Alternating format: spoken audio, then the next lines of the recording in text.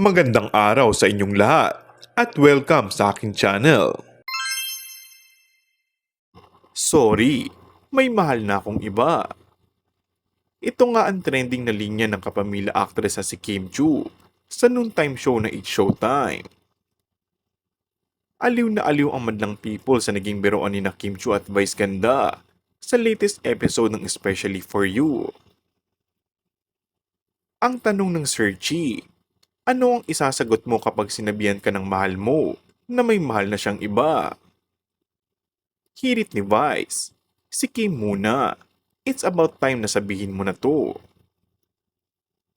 Tila maging celebratory na sinigaw ni Kim ang linya na sorry, may mahal na akong iba.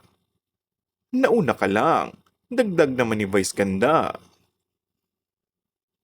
Wala mang pangalan na binanggit, ngunit alam na madlang people kung sino pinapatamaan ng host sa noontime show. Maaalalang kamakailan ay inanunsyo ng aktor na masayang masaya raw siya ngayon sa isa't isa, sina Sian Lim at filmmaker Iris Lee. Binigyan diin naman niya na hindi third party ang dahilan ng paghihiwalay nila ni Kim Chu na mahigit 10 taon niyang naging girlfriend. There's no third party. That's it. That's plain and simple. Saad ni Sian. Wala rin daw katotohanan na ikinasal na siya sa New York. Matatanda ang si Lee ang itinuturong third party umano sa hiwalayan ni Sian at Kim.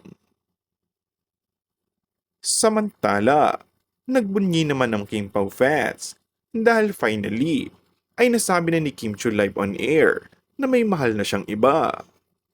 At hindi na nga kailangan pang itanong kung sino ang nagpapasaya sa aktres ngayon. And that's all for our today's video. Kung bago ka lang sa aking channel ay mag-subscribe at pindutin na rin ang notification bell. Maraming salamat!